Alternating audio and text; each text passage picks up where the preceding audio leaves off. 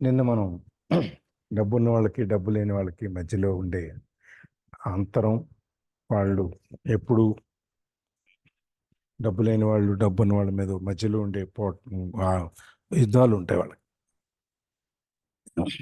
ఇప్పుడు క్లాస్ వారు అనమాట, లేని వాళ్ళు ఉన్నవాళ్ళు హయ్యర్ క్లాస్ లోయర్ క్లాస్ ఈ విధంగా వాళ్ళకి ఎప్పుడు యుద్ధం అంటే ఎదురుగుండా పడి పోట్లాడుకోరు, కానీ వాళ్ళకి ఎక్కువ ఉంది మనకు లేదు, వాళ్ళకి లేదు మనకు ఉంది అనేటువంటి ఆ వ్యత్యాసం అయితే నడుస్తూ ఉంటుంది. అందుకని కొత్త చట్టాలు వచ్చినప్పుడు కానీ కొత్తవి చేసినప్పుడు కానీ ఇది కొంచెం బయటకు వస్తుంది. ఒక్కటే ఏంటంటే ఇక్కడ మనం చూసేది, నేను మనం ట్యాక్సేషన్లో మనం చూసింది ఏంటంటే ఉద్యోగస్తులు మాత్రమే ఎక్కువ ట్యాక్స్ కడతారు. వ్యాపారస్తులు, ధనవంతులు, వాళ్ళకున్న పరిజ్ఞానంతో, ట్యాక్స్ నాలెడ్జ్తో, వాళ్ళకున్న గైడెన్స్, లీగల్ పీపుల్, వాళ్ళకి ఎంతోమంది సజెషన్స్ ఇచ్చే వాళ్ళని అపాయింట్ చేసుకుంటారు. కాబట్టి వాళ్ళు ట్యాక్స్ని ఎలా సేవ్ చేయాలి, మన ట్యాక్స్ని ఎగ్గొట్టడం అని అనవు దాన్ని, ట్యాక్స్ని సేవ్ చేయటం, పొదుపు చేయటం ఎలా అంటే ₹1,00,000 కట్టాల్సిన చోట 10,000 కడితే 90,000 సేవ్ చేసినట్టు. ఈ విధంగా ఏ విధంగా చేయాలి అనేది వాళ్ళు వాళ్ళకి బాగా తెలుస్తుంది అనమాట. అందుకని ఎప్పుడైనా ఈయనకి ఎవరన్నా కనుక తల్లిదండ్రులు పిల్లలకి చెప్తాం కదా మనం, బాగా చదువుకో, మంచి ఉద్యోగం వస్తుంది, నీ లైఫ్ సెటిల్ అయిపోద్ది ఇట్లా అని ఆయన ఎవరికైనా చెప్పినప్పుడు ఆయన వింటే ఆయనకి చాలా బాధ వేస్తుంది అనమాట. అందుకని ఇప్పుడు కూడా లాస్ట్ 4 మంత్స్, ఇప్పుడు మనకంటే ఎవ్రీ మంత్ ట్యాక్స్ కడుతున్నాం. మన శాలరీలో నుంచి మన ట్యాక్స్ పట్టుకుని గవర్నమెంట్ కట్టేస్తారు ఎవ్రీ మంత్. అక్కడ వాళ్ళకి మనకి ఇంతకుముందు కూడా అట్లా ఉండేది కాదు. ట్యాక్స్ డిడక్షన్ ఎట్ స్టోర్స్ అనేది లేనప్పుడు, అంటే మూలాల్లోనే వాళ్ళకి రావాల్సిన ట్యాక్స్ని, గవర్నమెంట్కి రావాల్సిన ట్యాక్స్ని పట్టుకోవటం అనేది కొన్ని సంవత్సరాల ముందు లేదు. తర్వాత వచ్చింది. వీళ్ళు ఎప్పుడైతే ట్యాక్స్ ఎగ్గొట్టడం, లాస్ట్లో కట్టడం, ఇవన్నీ వచ్చేటప్పటికి వచ్చిందనమాట. అప్పట్లో ఏం చేసేవాళ్ళు అంటే చాలామంది ఏం చేసేవాళ్ళు, ఈ ట్యాక్స్ కట్టే అమౌంట్ ఉంటుంది కదా, నెలకు ఒక ₹1000 కట్టాలనుకోండి, గవర్నమెంట్ కట్టేవాళ్ళు కాదు. కట్టకుండా ఏం చేసేవాళ్ళు, బ్యాంకులో ఎవ్రీ మంత్ రికరింగ్ డిపాజిట్ వేసేవాళ్ళు 11 నెలలకి. వేసి 11 నెలలో మార్చిలో అంతా తీసేసి కట్టేసేవాళ్ళు. వీళ్ళకి 11 నెలలకి 6%, 5% ఇంట్రెస్ట్ వస్తుంది. ఆ ₹100, 200 వస్తే అది 200 ఓకే, బాగానే ఉంది కదా, గవర్నమెంట్ కడితే మనకేం వస్తుంది అనుకో. తర్వాత గవర్నమెంట్ ఏం చేసింది, వాళ్ళకి నెల నెల డబ్బులు కావాలి కదా, జీతాలు ఇవ్వాలి, ఖర్చులు ఉంటాయి, మనం ఎప్పుడో సంవత్సరం ఆఖరణ కడితే వాళ్ళకి గిట్టదు కదా. అందుకని వాళ్ళు ఏం చేశారంటే, మీ పని ఇట్లుందని చెప్పి, మీకు ఇట్లా అంతా వద్దు, నెల నెలా కట్టండి, కట్టి 7వ తారీఖు లోపల గవర్నమెంట్ ట్రెజరీకి ఈ డబ్బులు కట్టేయాలి. ఆ విధంగా సిస్టమ్ పట్టుకొచ్చారు. అప్పుడు అందరి జీతాల్లో నుంచి డబ్బులు కట్ అవటం మొదలెడిపోయాయి అనమాట. ఇది లేకపోతే ఏం చేసేవాళ్ళు నాకు తెలుసు, నేనే ఫస్ట్లో జనవరి నుంచి నాకు శాలరీ సగం వచ్చేది. ఆ ఇన్కమ్ ట్యాక్స్ కింద మనకు ముందు నుంచి కట్టాం కదా, జనవరి నుంచి కట్ చేసుకుంటూ వెళ్ళిపోయేవాళ్ళు అనమాట. అందుకని ఆ 3 నెలలు, జనవరి, ఫిబ్రవరి, మార్చి 3 నెలలు జీతం సగమే వచ్చేది. ఆ విధంగా వీళ్ళకి కూడా ఆ- ఆ- ఆ ఈ ట్యాక్స్ అనేది పట్టుకోవటం జరిగింది. లాస్ట్ 3 మంత్స్ 4 మంత్స్లో బాగా కష్టపడి పని చేయాల్సి వచ్చేది అనమాట. అందుకని చివరికి వచ్చేటప్పటికి ఇది ఎంత మనం కష్టపడి పని చేసి ఎంత ఎక్కువ జీతం తీసుకుంటే అంత ఎక్కువ ట్యాక్స్ గవర్నమెంట్ కట్టాల్సి వచ్చేది. ఆ చివరికి వచ్చేటప్పటికి మనం డబ్బున్న వాళ్ళని దగ్గర నుంచి తీసుకొని లేని వాళ్ళకి పంచిపెట్టడం అనేది బ్యాక్ ఫైర్ అయ్యి మన మీదనే, ఎవరైతే ఈ చట్టానికి ఓటు చేసామో మనం అందరం ఆహా అని చెప్పని మన మీదనే పట్టడం మొదలెట్టింది. ఇప్పుడు మనం ఉచితాలకు అన్నిటికీ ఫ్రీలు, సోషల్ వెల్ఫేర్ స్కీమ్స్ అని చెప్పి మనం పెట్టి వాళ్ళందరికీ ఫ్రీగా ఈ డబ్బులు ఇస్తే ఆ డబ్బులన్నీ ఎవరు కడుతున్నాం, చివరికి వాళ్ళే కడుతున్నారు. ఇప్పుడు ఎక్సైజ్ ట్యాక్స్ ఉంది, మందు మీద ట్యాక్స్ ఉంటుంది 18%. నీకు నెలంతా కలిపితే, సారీ, నెలంతా కలిపితే మనకు వచ్చేది ఈ ఉచితాల కింద ఎంత వస్తుంది, అదేమి మీకు లేడీస్కి ఎంత 3,000 ఎంత ఇస్తారు కదా, ఎంత ఇస్తారు, ఇప్పుడు ఎంత ఇస్తారండి? 3,000 ఇస్తున్నారు సార్. 3,000. అది ఉమ్, కాక మళ్ళీ అమ్మఒడి 15,000. ఉమ్. తర్వాత వృద్ధాప్య పింఛను 2,500, 3,000, అది 3,000 సార్. అది 3,000. ఇంకేమి ఇస్తున్నారు? ఇంకా మామూలు ఆటో డ్రైవర్లకని ఆటో మామూలు డ్రైవర్లకి అది 10,000, లాయర్లకి ఒక 10,000. టైలర్స్ కి ఉమ్, సార్. ఉమ్. మామూలు అదే 45 సంవత్సరాలు ఉన్న వాళ్ళకి, బీసీ వాళ్ళకి, ఎస్టీ వాళ్ళకి 45 సంవత్సరాలు దాటితే వృద్ధాప్య పింఛను అది ఉంది కదా మళ్ళీ. వాళ్ళకి సంవత్సరం ఈ 15. విధంగా మనకి నెల నెల అంటే అమ్మఒడి ఇవన్నీ సంవత్సరానికి ఒకసారే కదా. రైతు బంధు, రైతు బీమా ఏవో ఉన్నాయి, అన్నీ ఇన్ని కలిపి అవన్నీ సంవత్సరానికి ఒకసారి వస్తాయి. నెలలో వచ్చేది మాత్రం ఈ పెన్షన్, వృద్ధాప్య పెన్షన్, తర్వాత ఈ లేడీస్కి ఇచ్చేది వితంతు పెన్షన్, ఇవేవో ఉన్నాయి కదా సింగిల్స్, అవన్నీ ఇవన్నీ నెల నెల వస్తాయి. ఈ నెల నెల వచ్చి మనకు ఇచ్చే డబ్బులు అంతా కలిపితే నెలకు 10,000 రావు.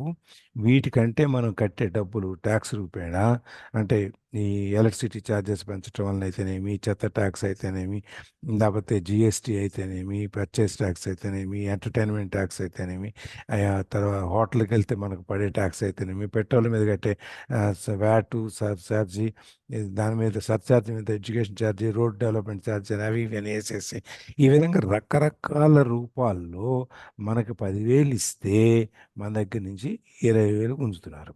దీన్ని కట్టేది ఎవరు? మనలాంటి సామాన్య మానవులం కడుతున్నాం.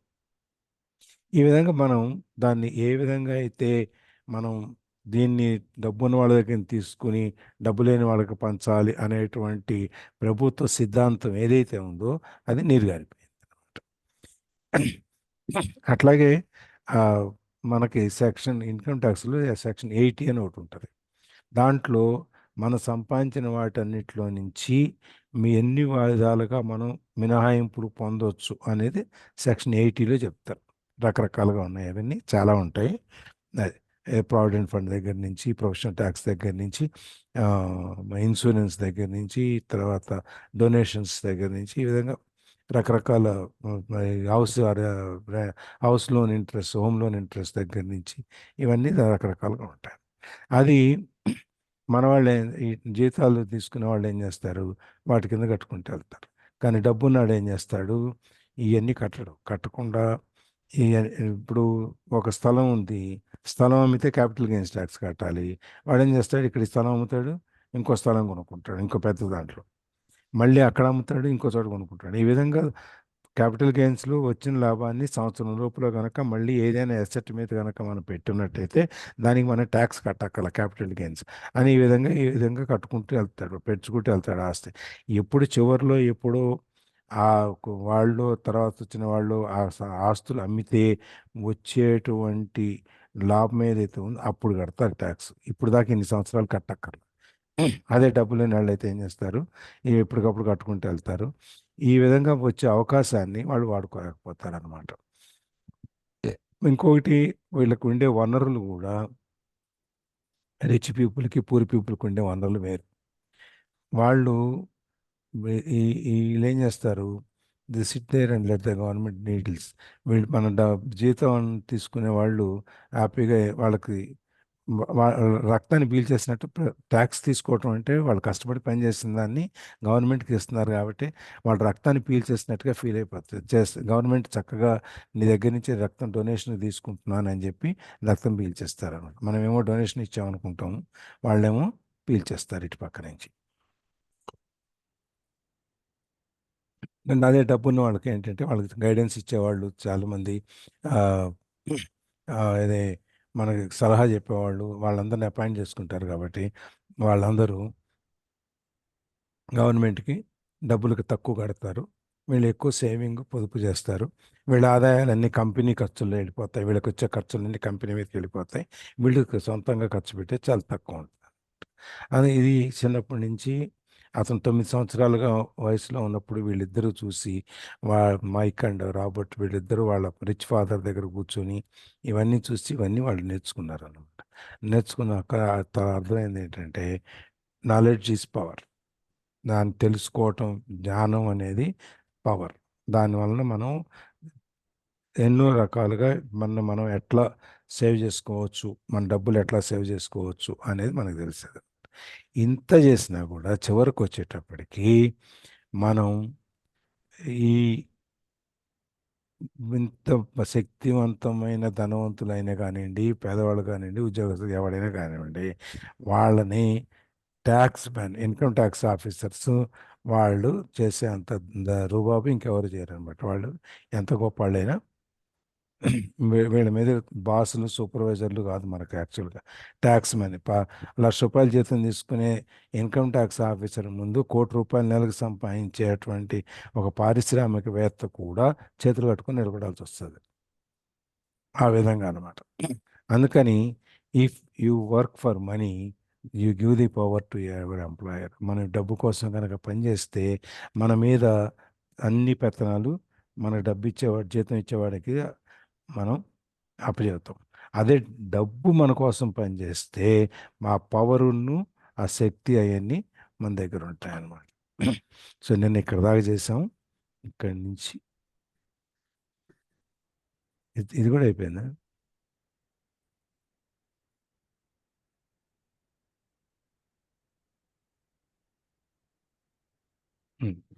ఇక్కడి నుంచి చేయాలి. Yeah, once we had the knowledge. ఎవరు చదువుతున్నారు?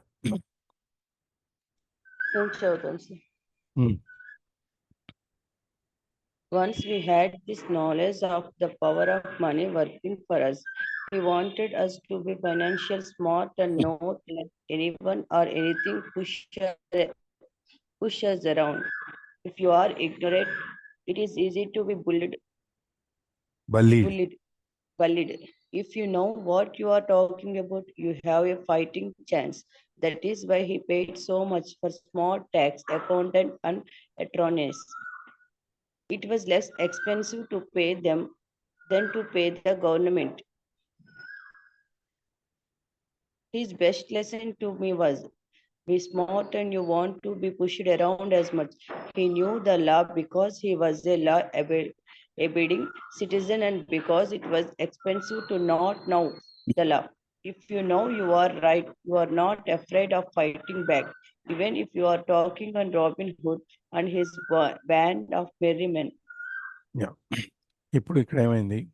ఒకసారి గనక డబ్బు యొక్క శక్తి దాని గురించి మనకు కనుక నాలెడ్జ్ ఉంటే, డబ్బు మన కోసం ఎట్లా పనిచేస్తుంది, డబ్బుతో మనం ఎలా పని చేయించుకోవాలనేది, దెన్ మనం ఆర్థిక పరంగా చాలా స్మార్ట్గా, తెలివిగా ఉంటాం అనమాట.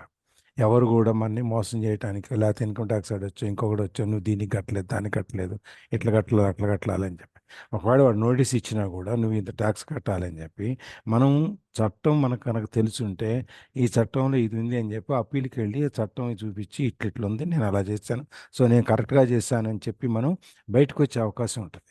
అది చట్టం తెలియలేదు అనుకోండి, చట్టం తెలియకపోతే మనం ఏం చేయగలం? వీడు చెప్పింది ఇన్కమ్ ట్యాక్స్ ఆఫీసర్ చెప్తున్నారు కదా, ఆడు చెప్పింది కరెక్టే, మనం కట్టేస్తే అయిపోయింది కదా, ఇప్పుడు ఈ గోళం దేవుడు పడతాడు మనకని చెప్పి మనం సరెండర్ అయిపోతాం, లొంగిపోతాం అక్కడ.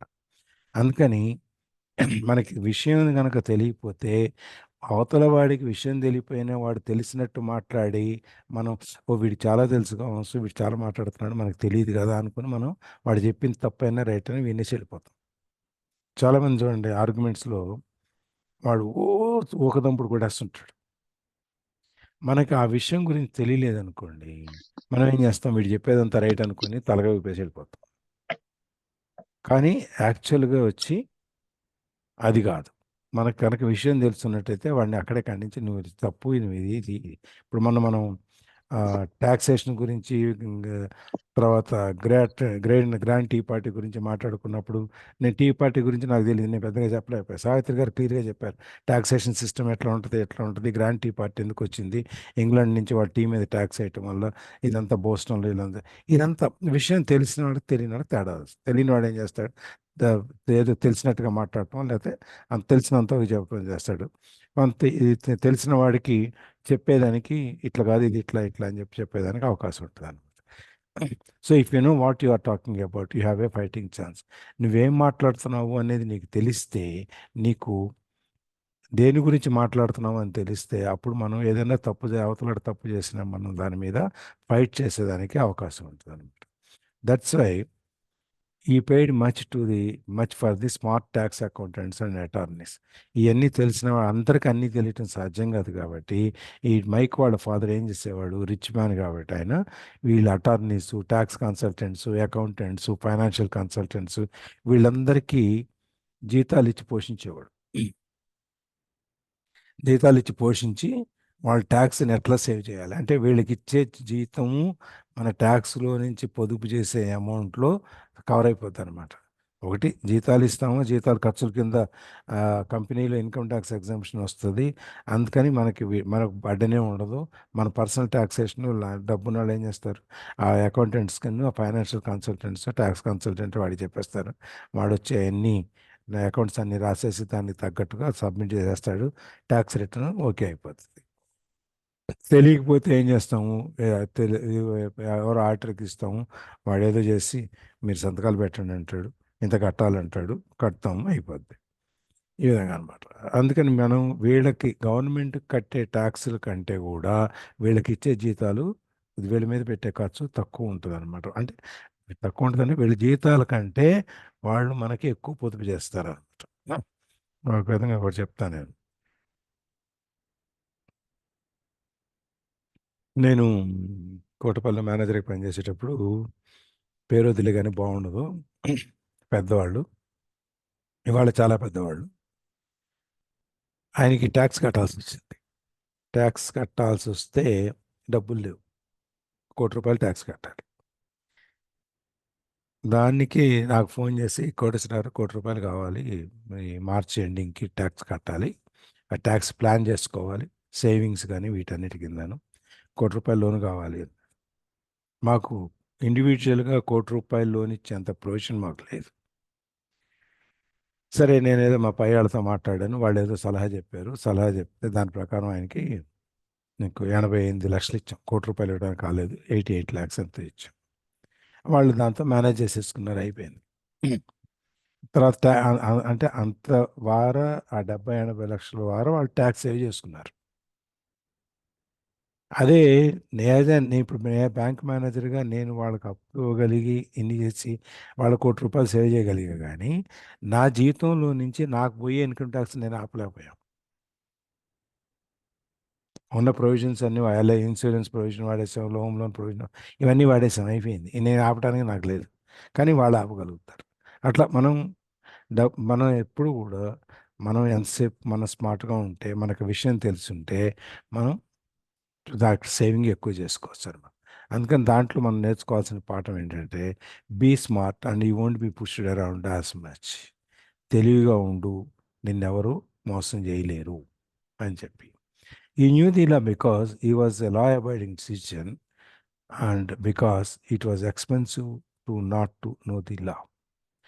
మనం చట్టాన్ని తెలుసుకుని చట్ట ప్రకారమే ప్రవర్తిస్తూ చట్టం ప్రకారం మన ఒక మంచి చట్టం ప్రకారం నడుచుకునే పౌరుడిగా ఉంటూ కూడా మనం అన్నీ మన చట్ట ప్రకారమే.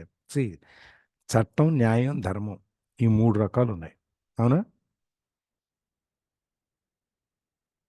హలో, అవును సార్. చట్టం అంటే ఏంటి, న్యాయం అంటే ఏంటి, ధర్మం అంటే ఏంటి?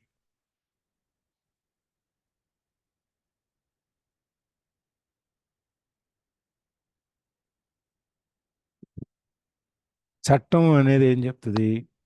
ఫర్ ఎగ్జాంపుల్, మనం ఎవరికైనా అప్పించాం అనుకోండి, దాని మీద ప్రోనోట్ రాసిన తర్వాత 3 సంవత్సరాలకి ఆ ప్రోనోట్ లిమిట్ అయిపోతుంది. 3 సంవత్సరాల తర్వాత ఆ ప్రోనోట్ మళ్ళీ తిరిగి రాయకపోతే దానికి విలువ ఉండదు, 0. అది చట్టం చెప్పుద్ది. న్యాయం ఏం చెప్పుద్ది?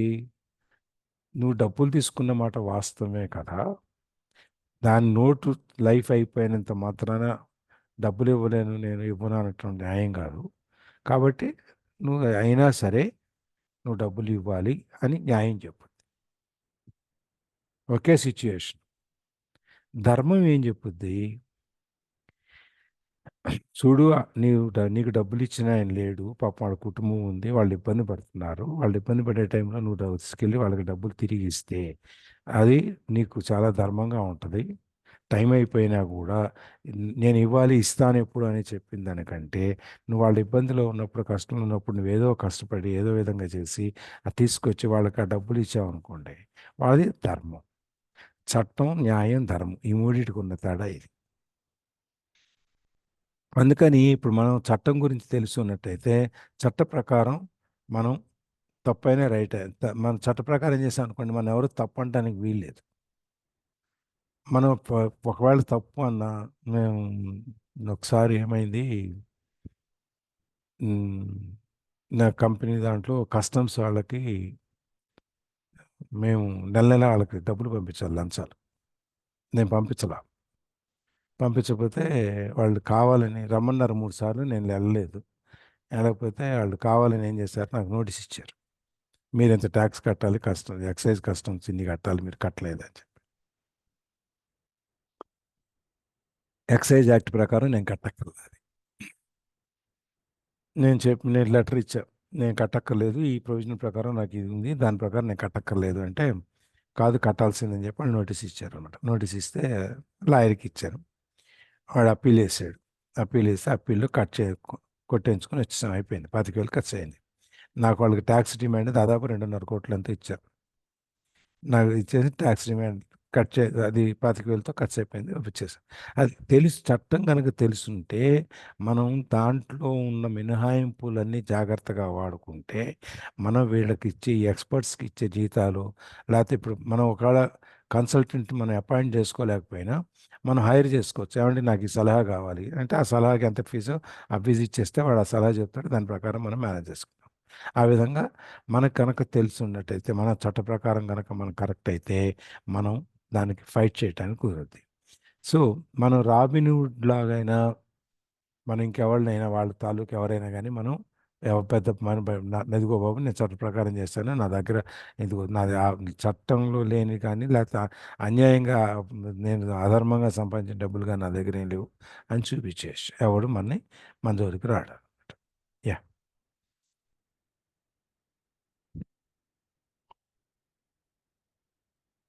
వేణి గారు Yes, sir. చదవండి.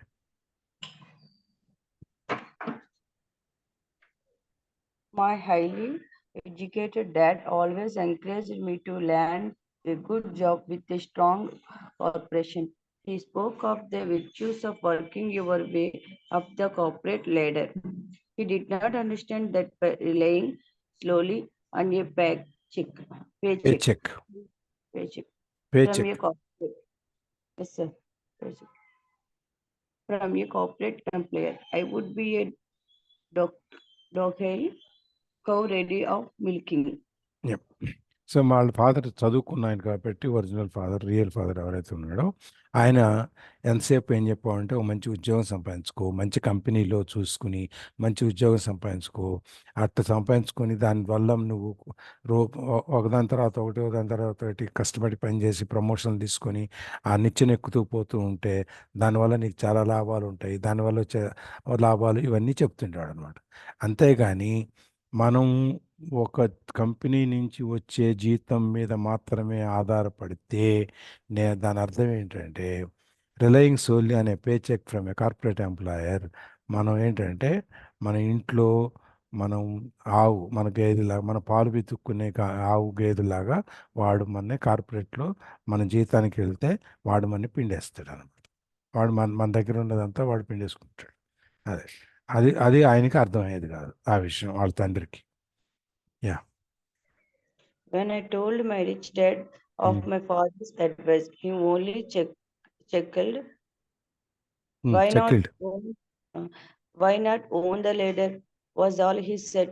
As a young boy, I did not understand what rich dad meant by owning my own corporation. It was an idea that seemed impossible and intimidating.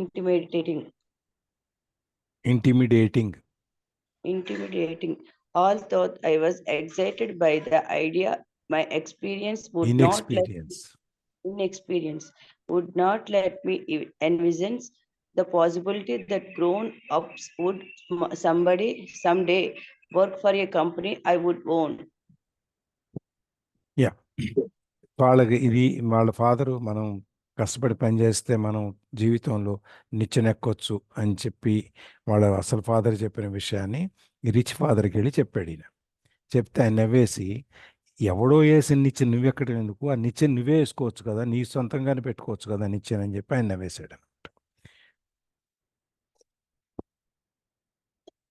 వాడెవడో నిచ్చెనేసి వాడి నిచ్చెన మీద మనం ఒక్కొక్క మెట్టు ఎక్కుతూ మన వాడికి అంతా అప్పచెప్పే బదులు నిచ్చెనే మందైతే మొత్తం అంతా మందే కదా అని చెప్పి ఆయన నవ్వేశాడు అనమాట. ఆ చిన్న పిల్లాడిగా అప్పుడు చెప్పినప్పుడు ఆయనకి ఆ విషయం అర్థం కాదు, ఆయనకి ప్రాపర్టీకి ఏంటి అని చెప్పి అని. ఆయన ఏమంటున్నాడు, మన సొంతంగా మన ఓన్ కార్పొరేషన్ పెట్టుకోవటం ఏంటి అనే దానికి ఆయనకు అర్థం కాల. It was an idea that seemed impossible and intimidating. నేను సొంతంగా కంపెనీ పెట్టుకోవటం, కార్పొరేషన్ పెట్టుకోవటం అనేది చాలా అసాధ్యమైన విషయం, పైగా భయంకరంగా భయం కూడా అనమాట. ఏదన్నా అయితే ఎట్లా అని చెప్పేది. Although I was excited by the idea, my inexperience would not let me envision the possibility that grown-ups would someday work for a company I would own. So ఆ ఐడియా బాగానే ఉంది, కంపెనీ పెట్టుకోవటం భలే, మన కంపెనీ మనకుంటే భలే ఉంటుంది, మన సరదాగా ఉంటుంది, మనం అది చేయొచ్చు ఇది చేయొచ్చు అని అన్నా కూడా అనుభవ రాహిత్యం ఏదైతే ఉందో, ఆయనకు అనుభవం లేదు కాబట్టి దాంట్లో ఆయన ఆ పాసిబిలిటీ, ఈ విధంగా మనం ఒక కంపెనీ పెట్టవచ్చు అనేటువంటి సాధ్యమైన విషయమే అని మనం ఒక దూరదృష్టితో చూసేటువంటిది. ప్లస్ పెద్ద పెద్ద కవాళ్ళు, తెలిసిన వాళ్ళు, చట్టం తెలిసిన వాళ్ళు, ఈ ట్యాక్స్ కన్సల్టెంట్స్, అటార్నీస్, ప్లేడర్లు, వీళ్ళందరూ ఆయన కింద ఈయన పెట్టుకునే కంపెనీలో పనిచేయటం అనేది కొంత ఆయనకి ఆ అనుభవం లేకపోవటం వల్ల అట్లాంటి ఆలోచన, ఈ మనం విజన్ అనుకుంటున్నాం కదా, అది కొంచెం ఆయనకి కష్టమైంది అనమాట చూడటం. ఒకప్పుడు వీళ్ళందరూ మనకి పని చేయటం గురించి ఆయన కొంచెం అది అసలు ఆ ఊహ, అంటే ఉట్టిగా ఎగరలేని మా స్వర్గానికి ఎగిరినట్టు ఎగురుతానన్నట్టు ఆ ఊహే కొంచెం ఆయనకి ఇబ్బందిగా అనిపించింది. చూద్దాం. Yeah. The point is that is not for my rich dad. I would have probably followed my educated dad's advice. It was merely the occasional reminder of my rich dad that kept the idea of owning my own corporation alive and Alive. kept me alive. And it kept me on a different path. By the time I was 15 or 16, I knew I was not going to continue down the path my educated dad recommended. I did not know how I was going to do it, but I was determined not to head in the direction most of my classmates were heading. The decision changed my life. Yes. ఇక్కడ point ఏంటంటే, rich dad కనుక follow అవ్వకుండా వాళ్ళ father rich dad కనుక ఈ విషయం చెప్పకపోయి ఉన్నట్టయితే, ఏది నిచ్చెన ఎక్కడం, ఎవడో వేసి నిచ్చెన ఎక్కడం, నిచ్చెనే నువ్వు పెట్టుకోవచ్చు కదా అని చెప్పి అనేది చెప్పకపోయి ఉన్నట్టయితే, నిచ్చెనే నువ్వు సొంతం చేసుకోవచ్చు కదా అని చెప్పకపోయి ఉన్నట్టయితే, బహుశా ఈయన కూడా, రాబర్ట్ కూడా వాళ్ళ చదువుకున్న తండ్రి ఏదైతే చెప్పాడో ఆ సలహా ప్రకారం వెళ్ళుండేవాడు. అప్పుడప్పుడు కూడా ఆయన పాపం తండ్రి కదా వదిలేయకుండా మధ్య మధ్యలో ఈ ఈ ఈ సారీ ఈ రిచ్ డాడ్ మధ్య మధ్యలో వీడెక్కడ ఆ తండ్రి చెప్పినట్టు విని ఉద్యోగాలకు వెళ్ళిపోతాడో అని చెప్పి ఆయనతో అప్పుడప్పుడు ఈయన గుర్తు చేస్తుండేవాడు, నువ్వు కంపెనీ పెట్టాలి, నువ్వు కంపెనీ పెట్టడానికి ఏం ఆలోచించావు, ఏం చేసావు ఏంటి అని చెప్పని అని చెప్పి ఆ ఐడియా ఇచ్చి, అది కనుక ఆ ఆలోచన కంపెనీ పెట్టాలనే ఆలోచన కనుక బతికుండకపోయి ఉన్నట్టయితే ఈయన జీవితం వేరే విధంగా ఉండేది. నువ్వు సొంతంగా కంపెనీ పెట్టుకో అని ఆయన ఇచ్చిన ప్రేరణ ఏదైతే ఉందో దానివల్ల ఈయన జీవితం వేరే మార్గంలోకి వెళ్ళిపోయింది. ఈయనకి 15-16 ఏళ్ళు వచ్చేటప్పటికి ఈయనకి ఒక డిసైడ్ అయిపోయాడు, ఓకే మా నాన్న చెప్పినట్టు నేను ఉద్యోగానికి వెళ్ళటం లేదు, నేను ఆ దారిలో వెళ్ళట్లేదు అనే విషయం ఈయనకి అర్థమైపోయింది, తెలిసిపోయింది. సో ఆ దారిలో వెళ్ళదలుచుకోలేదు. ఎక్కడ ఎట్లాంటి ఉద్యోగాలకు వెళ్ళి వేరే వాళ్ళకి పనిచేయటం అనే దారిలో ఆయన వెళ్ళదలుచుకోలేదు. వాళ్ళ క్లాస్మేట్స్ చాలామంది ఉద్యోగాల్లోకి వెళ్ళిపోయి సెటిల్ అయినా కూడా ఈయన నిర్ణయించుకున్నాడు, నేను ఉద్యోగం చేయను, నేను నా సొంతంగా పెట్టుకుంటాను, నా సొంత వ్యాపారం చేసుకుంటాను అనేది ఈయన డిసైడ్ చేసుకున్నాడు. ఆ నిర్ణయం ఏదైతే ఉందో అది ఈయన జీవితాన్ని మార్చేసింది అనమాట. Yeah.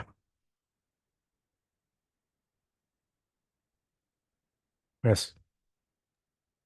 It was not until my mid-20s that my rich dad advice began to make more sense to me. I was just out of the marine crops and working for Exxon.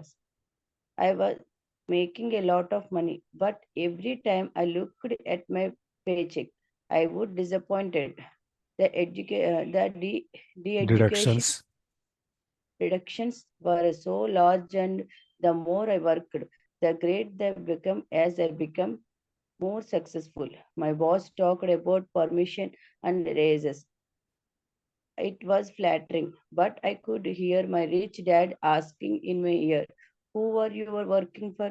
Who are you making rich? So ఈయనకి ఒక 20-25 సంవత్సరాలు మిడ్-20s 20 దాటిన తర్వాత సగం దాకా వచ్చిన తర్వాత దాకా కూడా ఈయన వాళ్ళ రిచ్ డాడ్ కంపెనీ పెట్టుకో అని చెప్తున్న దానికి ఈయనకి పెద్దగా దానికి sense it didn't make much sense. ఇంటి పెట్టడం మన వల్ల అవుద్దా అని చెప్పి ఈయనకి అర్థం కాలేదు ఒక స్టేజ్కి వచ్చిన తర్వాత.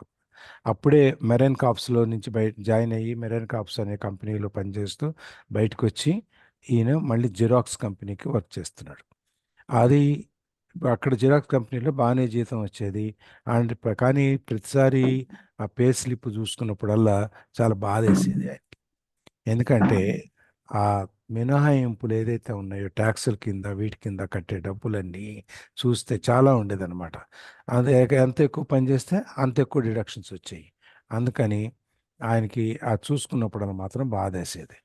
సో ఈయన ఎక్కువ బాగా కష్టపడి పనిచేసి సక్సెస్ఫుల్ అవుతుంటే వాళ్ళ బాసెస్ కూడా ఈయన ప్రమోషన్లు జీతాలు పెంచడం గురించి మాట్లాడేవాళ్ళు.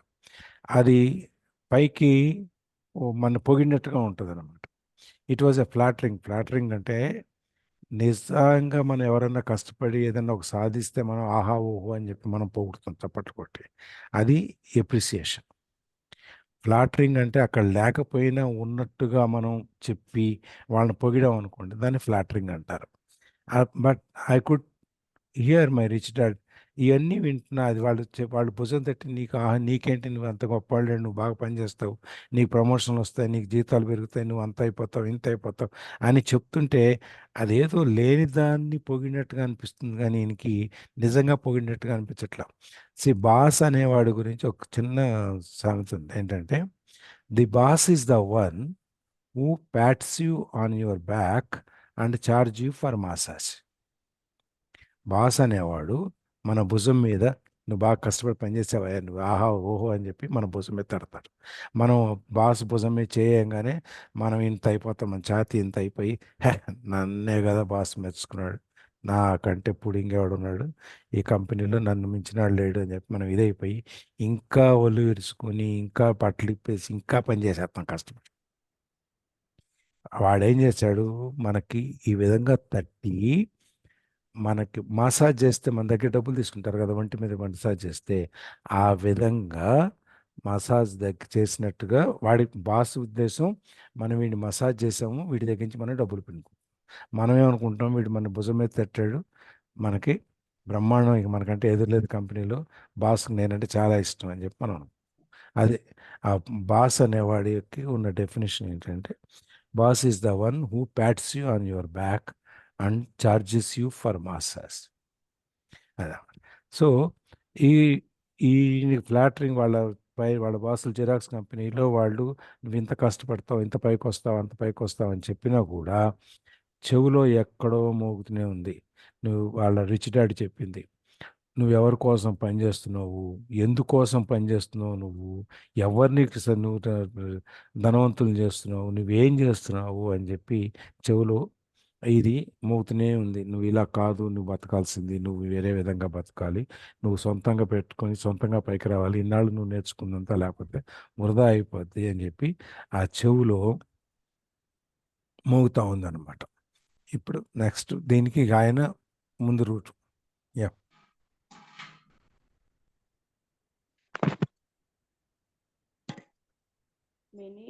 In 1974, while still an employee for Access, I formed my first corporation and began minding my own business. There were already a few assets in my asset column, but now I was determined to focus on making it bigger.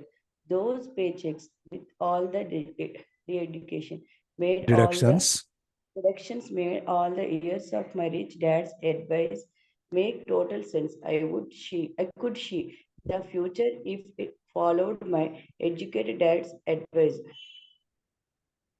1974లో Xerox కంపెనీలో పనిచేస్తూ కూడా ఈయన సొంత company అనేది ఒకటి పెట్టుకున్నాడు. చాలామంది చేస్తారు. మనకి టీచర్స్ మోస్ట్లీ వాళ్ళు ఊళ్ళోనే ఉంటారు. వాళ్ళకి ఉద్యోగాలు అక్కడే ఉంటాయి. సంవత్సరానికి 6 నెలలు సెలవులు ఉంటాయి.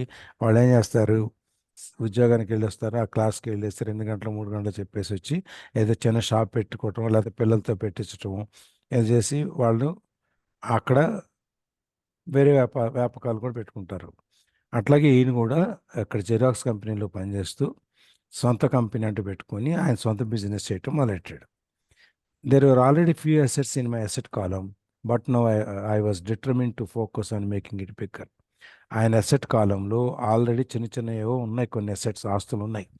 ఆ ఆస్తుల్ని ఇప్పుడు ఆయన ఒక డెసిషన్ ఏం తీసుకున్నాడంటే దీన్ని మనం పెంచుకుంటూ వెళ్ళాలి, ఇంకా పెద్దవి చేయాలి అనేది ఒక నిర్ణయం తీసుకున్నాడు అనమాట. ఈ పే చెక్స్, శాలరీలు, జీతాల్లో డిడక్షన్స్ అన్నీ పోయి మన దగ్గరికి వచ్చేటప్పటికి made all these years of my rich dad's advice make total sense.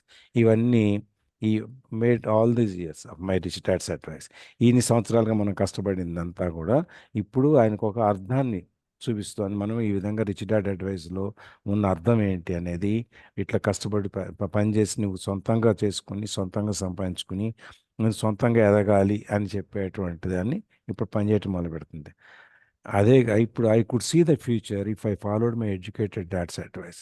వాళ్ళ సొంత తండ్రి కనుక చెప్పినట్టు కనుక విన్నట్టయితే మన భవిష్యత్తు కళ్ళ ముందు కనబడుతుంది. ఏమని, 35 ఏళ్ళు పనిచేస్తాము, రిటైర్ అయిపోతాము, ఆ కంపెనీలో ఏదో డైరెక్టర్గా పనిచేసి వచ్చేసాను అని చెప్పి కాలర్ ఎత్తుకొని రిటైర్ అయిన తర్వాత నేను ఆ రోజులు ఇప్పుడు నేను చెప్తాను నా బ్యాంకులో పనిచేసే రోజుల్లోని అవి చెప్పుకుంటూ కాలం గడిపేస్తాను. అది ఇప్పుడు సొంతంగా కంపెనీ పెట్టుకుంటున్న దగ్గర వచ్చాడు. ఇప్పుడు yeah,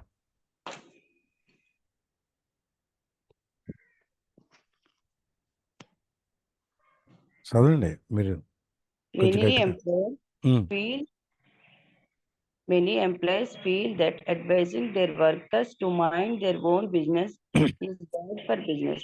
But for me, focusing on my own business and developing assets made me a better employee because I now had a purpose.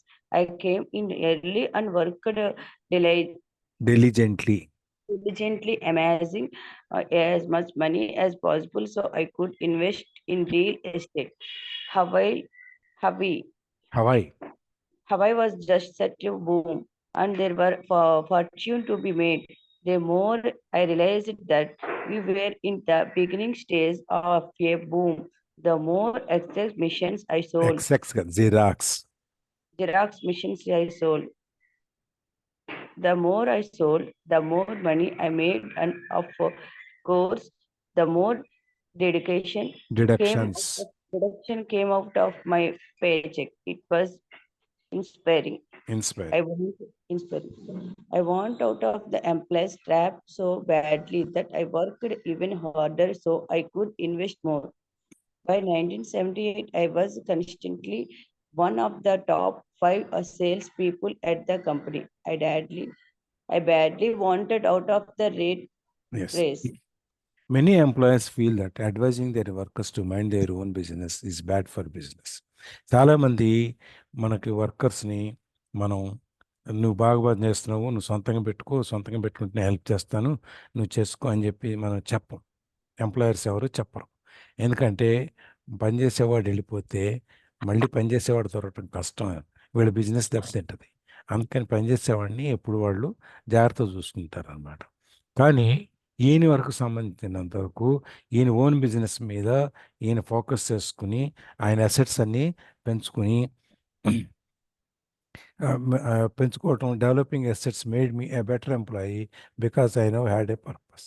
ఇప్పుడు ఆయన అసెట్స్ పెంచుకోవాలి, కస్టమర్ ఓన్ బిజినెస్ డెవలప్ చేసుకోవాలి అంటే ఏం చేయాలి, డబ్బులు కావాలంటే ఎట్లా వస్తాయి, కష్టపడి పని చేయాలి.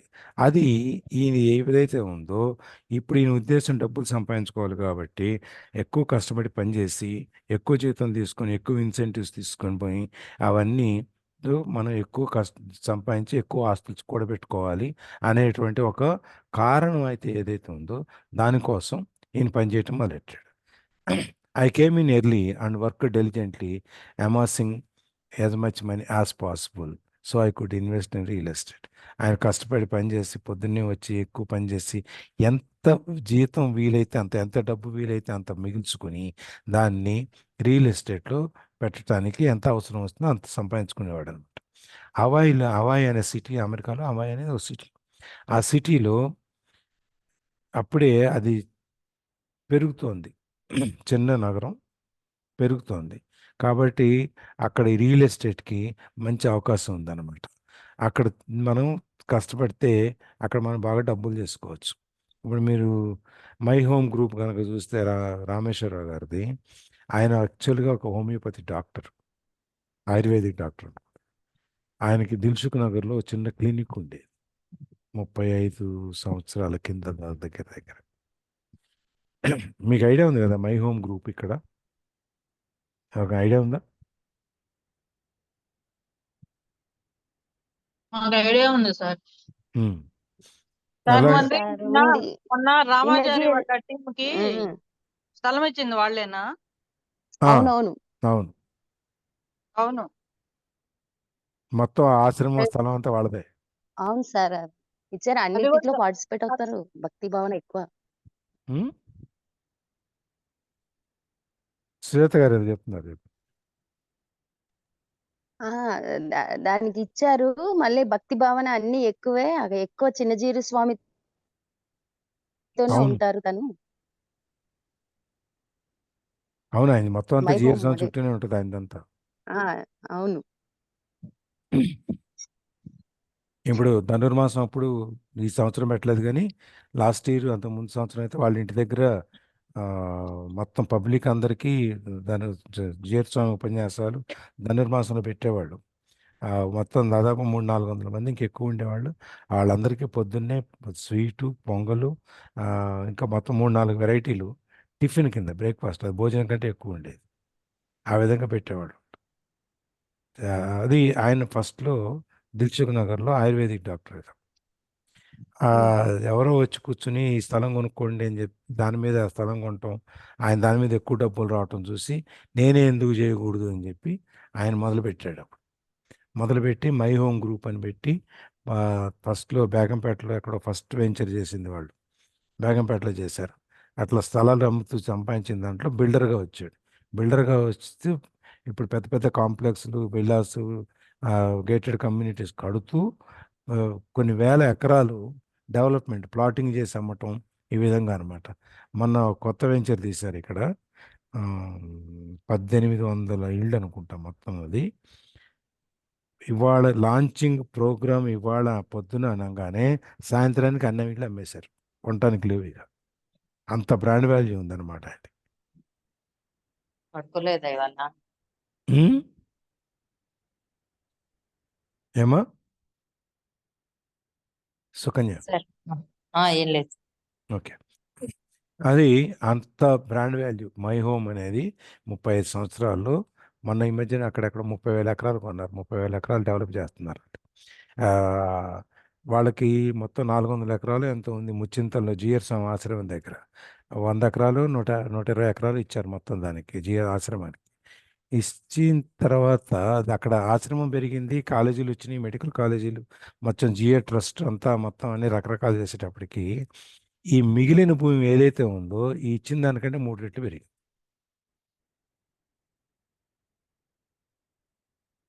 అది రియల్ ఎస్టేట్ మనకి మొదట్లో వాళ్ళు అట్లా ఎన్కాష్ చేసుకున్నారు. ఇక్కడ కూడా వీనికి హవాయి అనే సిటీలో అక్కడ చాలా రియల్ ఎస్టేట్ స్టార్ట్ అవుతుంది. చాలా అంటే చాలా డబ్బులు చేసుకోవచ్చు అనేది చూస్తున్నాడు అనమాట. So the more I realized that we're in the beginning stages of the boom, the more Xerox machines I sold. ఎప్పుడైతే ఈయనకి ఇక్కడ చాలా నిధి ఉంది, ఇక్కడ మనం సంపాదించుకోవచ్చు. భూమి ఉంది, ఇక్కడ ఒక 10 ఎకరాలు కొని పెట్టేసుకుంటే రేపొద్దున ఒక ఏడాదికో 2 ఏళ్లకు ఈ సిటీ పెరిగినప్పుడు ఈ దాని మీద ఎక్కువ ఆదాయం వస్తుంది అనేది ఎప్పుడైతే ఈయనకి ఆలోచన వచ్చిందో అప్పుడు జిరాక్స్ కంపెనీలో ఈ జిరాక్స్ మెషిన్స్, మన జిరాక్స్ ఇస్తాం కదా పేపర్లు, ఆ మెషిన్స్ అన్నమాట. ఆ మెషిన్స్ ఇంకా ఎక్కువ అమ్మటం మొదలెట్టాడు. ఇంకా ఎక్కువ అమ్మితే ఈయనకి ఎక్కువ కమిషన్ వచ్చేది. ఖర్చులు పోయాయి, డిడక్షన్స్ పోయాయి అనుకోండి, కానీ ఎంత డిడక్షన్స్ పోయినా ఇప్పుడు 60% 70% మిగిలేదు కదా. ఆ డబ్బులు ఈయనకి చాలా ఉత్తేజంగా ఉండే అనమాట. ఓ ఇప్పుడు ఇంత డబ్బు వచ్చింది, ఇంకా ఇంత డబ్బు వచ్చింది, ఇంత కూడబెట్టాం, ఇప్పుడు ఇది ఎకరం కొనుక్కోవచ్చు, 4 ఎకరాల తర్వాత కొందాం, ఇవాళ ఒక ఎకరంతో మొదలు పెడదాం. ఆ విధంగా ఆయన ఒక్కొక్కటి పెంచుకుంటూ వచ్చాడు. I wanted out of the employee trap so badly that I worked even harder so I could invest more. ఈ కసి ఉంది చూసారా, దీంట్లో నుంచి బయటకు వచ్చేయాలి, నేను ఆ ఉద్యోగస్తులుగా ఉండకూడదు, నా సొంతంగా నేను చేసుకోవాలనే కసి ఆయన్ని ఇంకా బాగా కష్టపడి పనిచేసి, ఇంకా బాగా సంపాదించి, ఇంకా బాగా పెట్టుబడి పెట్టే విధంగా ఆయన తీర్చిదిద్దుకున్నాడు అనమాట. సో 1978కి వచ్చేటప్పటికి జిరాక్స్ కంపెనీలో టాప్ సేల్స్ 5 పీపుల్ ఎవరైతే ఉన్నారో దాంట్లో ఈయన ఒకడు. జిరాక్స్ కంపెనీ అనేది మల్టీనేషనల్ కంపెనీ. అది అన్ని దేశాల్లో వాళ్ళకి మిషన్లు, మనకి ఇండియాలో కూడా 78 79లో జిరాక్స్ అంటే పెద్ద పరిచయం లేదు. అక్కడో మిషన్ ఒకటి ఉండేది, చాలా కాస్ట్లీ అప్పుడు. అక్కడి నుంచి మనం ఇవాళ జిరాక్స్ మిషన్ వీధికి ఒకటి వచ్చే స్టేజ్కి వచ్చాం. ఆ విధంగా మొత్తం అంతా జిరాక్స్ మిషన్లు అమ్మి ఈయన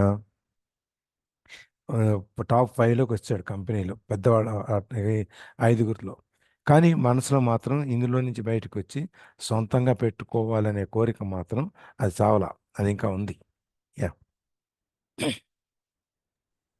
In less than 3 years, I was making more in my real estate holding corporation than I was making at Xerox. And the money I was making in my assets column in my own corporation was money working for me, not me pounding on doors selling copies. My rich dad advice made much more sense. Soon the cash flow for my properties was so strong that my company bought me my first purchase. My fellow Xerox sales people thought I was spending my commissions.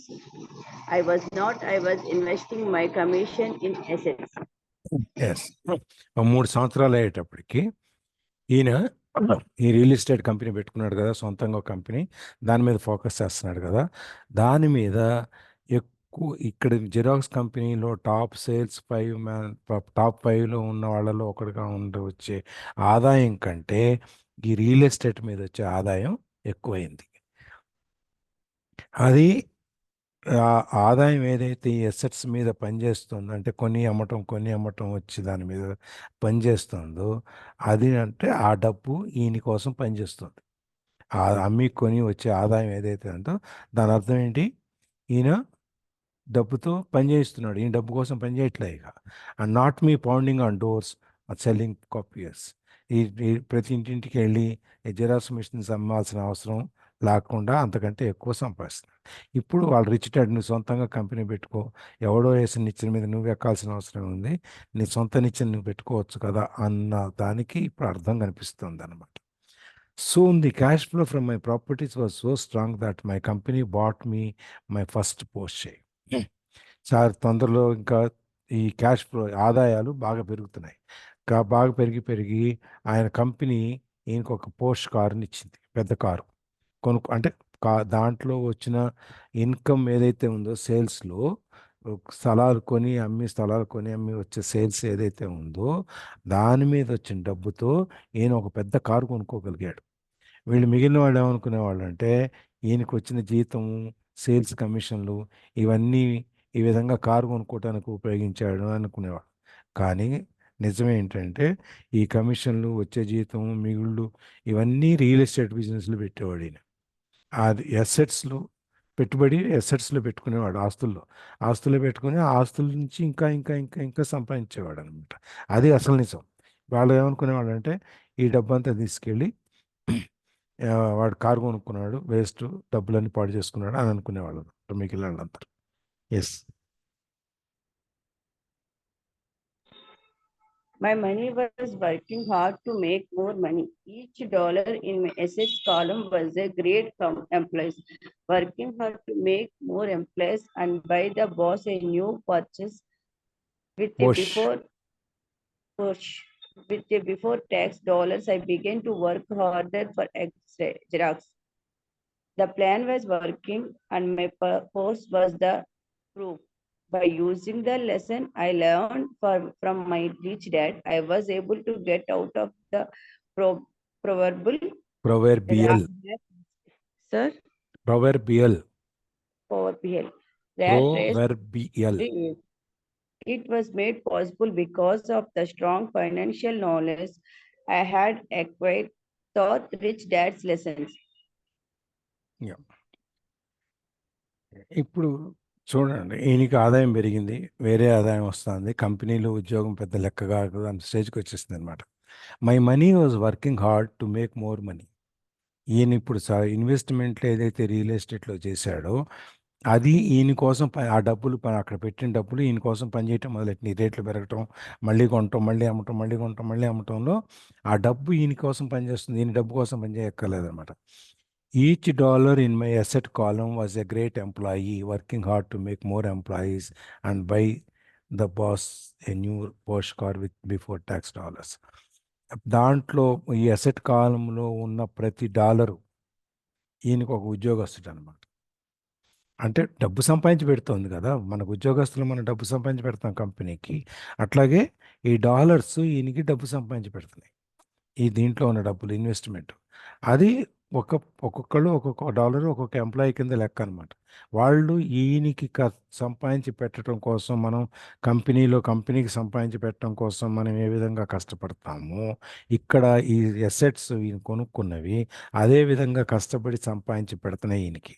దానికి ఒక గొప్ప ఉదాహరణ ఏంటంటే ఈయనకి car కొనివ్వటం, అంటే ఈయనకి car కొనుక్కోవటం. వాళ్ళు car కొనిచ్చినట్టు అనమాట. ఆ డాలర్స్ సంపాదించి వచ్చిన డబ్బులతో ఈయన కారు కొనుక్కున్నాడు కాబట్టి ఆ ఎంప్లాయీస్ ఈయన కారు కొనిపెట్టినట్టు. మనం కష్టపడి పనిచేస్తే కంపెనీలో లాభం వస్తే వాళ్ళు పెద్ద పెద్ద కార్లు తిరుగుతారు, మనకు 2 వీలర్కి లోన్ ఇస్తారు. ఆ విధంగా అనమాట. So the plan was working. నేను ఏదైతే కష్టపడి కంపెనీ పెట్టి 4 ఏళ్ళు డబ్బులన్నీ అందులో పెట్టుబడి పెట్టి ఆ డబ్బులతో దీన్ని పెంచుకుంటూ వచ్చానో, ఆ ప్లాన్ ఏదైతే ఉందో అది పనిచేస్తుంది. అది పనిచేయడానికి ప్రూఫ్ ఏంటంటే ఈయనకు వస్తుంది పెద్ద car. So by using the lessons I learned from my rich dad, I was able to get out of the proverbial rat race at an early age. ఈయనకి చిన్నప్పటి నుంచి వీళ్ళిద్దరూ రాబర్ట్ ఇద్దరు కలిసి రిచ్ డాడ్తో పక్కన కూర్చొని వాళ్ళు ఎట్లా ఆయన తెలివి గల వాళ్ళందరూ చదువుకున్న వాళ్ళందరి దగ్గర పనులు చేయించుకుంటున్నాడు, ఏ విధంగా డబ్బులు ఇన్వెస్ట్ చేస్తున్నాడు, ఏ విధంగా సంపాదిస్తున్నాడు అనేది వీళ్ళిద్దరు నేర్చుకున్నారు. కాబట్టి చిన్న వయసులోనే ఈ ర్యాట్ రేస్లో నుంచి బయటకు వచ్చేసారు. ఇది ఉద్యోగం, పొద్దున్నే రావటం, ఉద్యోగానికి వెళ్ళటం, సాయంత్రం రావటం, పడుకోవటం, మళ్ళీ పొద్దున్నే రావటం, ఈ దీంట్లో నుంచి మెల్లగా ఆయన బయటకు వచ్చాడు చిన్న వయసులోనే.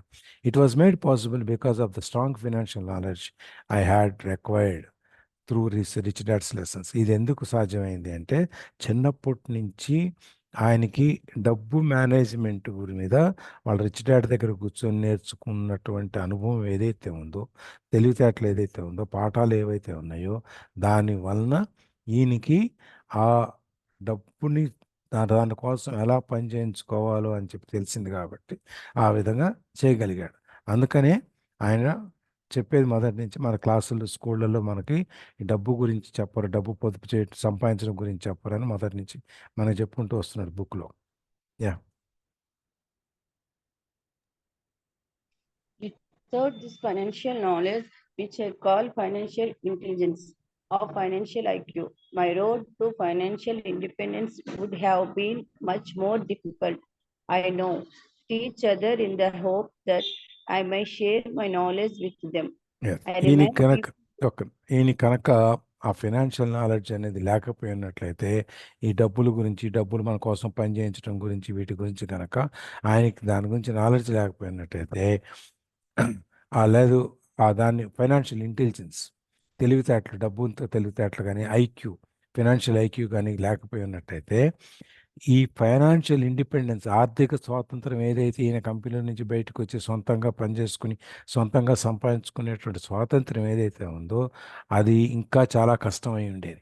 ఈ ఏది వాళ్ళ ముందు నుంచి వాళ్ళ ఫాదర్ పనిచేయటం అప్పుడు మైక్ వాళ్ళ ఫాదర్ పనిచేయ చోటు దగ్గర నేర్చుకున్నారు కాబట్టి వాళ్ళకి ఏది ఎక్కడ పని చేస్తే ఎవరిని ఎక్కడ వాడుకుంటే లేకపోతే ఎవరితో ఎక్కడ మనకు పరిచయం ఉంటే మనకు ఉపయోగపడుతుందని తెలుసు కాబట్టి దాని ద్వారా వాళ్ళు ఆర్థిక స్వావలంబనాన్ని ఆర్థిక స్వాతంత్రాన్ని పొందగలిగాడు.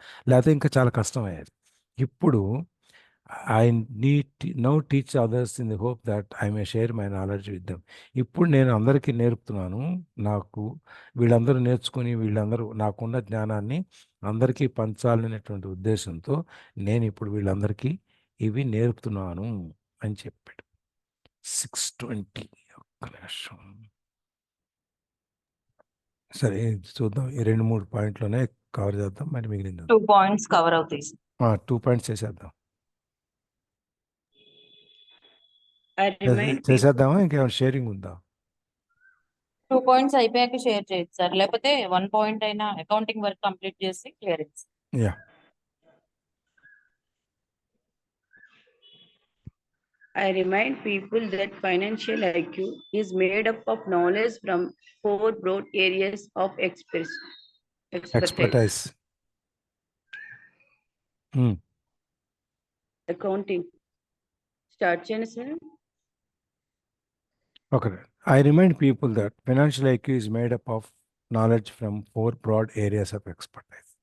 Financial IQ అనేది మనకి నాలెడ్జ్ దాని మీద ఉండేటువంటి జ్ఞానం ఏదైతే ఉందో ఒక 4 ఏరియాస్, బ్రాడ్ ఏరియాస్, ఈ ఫైనాన్షియల్ నాలెడ్జ్ అనేది 4 రకాలుగా విభజిస్తున్నాడు అనమాట. ఇది 4 రకాలైనటువంటి ఎక్స్పర్టైజ్, దాంట్లో ప్రావీణ్యం ఉండే విధంగా ఉండే విషయాలు 4 రకాలుగా మనం దీన్ని ఈ ఫైనాన్షియల్ ఐక్యూ దాని ఏమంటారు ఇంటెలిజెన్షియా ఏంటది ఐక్యూ అంటే ఏంటంటే చెప్పండి. ఇంతమంది ఐక్యూ ఉన్నోళ్ళు ఉన్నారు. Intelligent quotient sir. Intelligent quotient, yes. ఆ ఇంటెలిజెంట్ కోషెంట్ అంటే దీన్ని అది ఆ మ్యాథమెటికల్ టెర్మినాలజీలో ఈ ఫైనాన్షియల్ ఇంటెలిజెన్స్ అనేది మనకి 4 బ్రాడ్ ఏరియాస్ నుంచి 4 రకాలుగా దీన్ని విభజించవచ్చు. ఏ విధంగా అనేది 4 రకాలు ఏంటంటే accounting, investing, understanding markets and the law. ఈ 4 రకాలుగా మేజర్గా మనం ఈ ఫైనాన్షియల్ నాలెడ్జ్ని మనం విభజించవచ్చు అనమాట. అందులో ఫస్ట్ది accounting. Yes.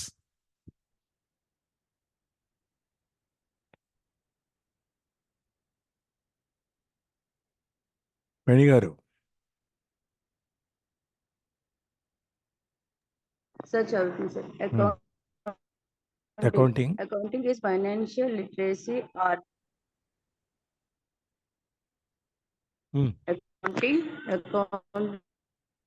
వినపట్లేదు. is financial literacy tell skill if you want to build an empire. The more money you are responsible for, the more accuracy is required or the house comes tumbling down. This is the left brain side or the details. Financial literacy is the ability to read and understand financial statements, which allows you to identify the strength and weakness of any business. Yes. Accounting అనేది మనం ఎట్లా డబ్బులు వచ్చినాయి, ఎట్లా డబ్బులు ఖర్చు పెట్టాము, ఎక్కడెక్కడ ఖర్చు పెట్టాము, ఏ విధంగా ఖర్చు పెట్టాము అనేది మన పూర్తి ఆర్థిక వివరాల పట్టిక. దాన్ని accounting is financial literacy or ability to read the numbers. దాంట్లో ఉన్న అంకెల్ని చదవటం. అంకెలు చదివేది ఏంటి?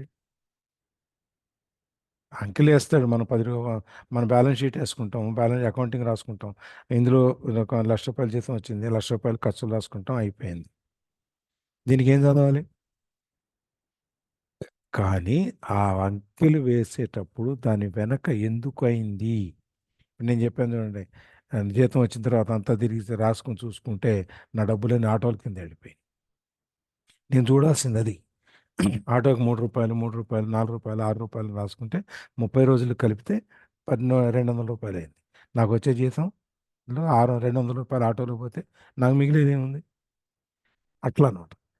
మనం ఆ నంబర్స్ కాదు, అంకెలు కాదు, అంకెల వెనకాల ఉన్న చరిత్ర.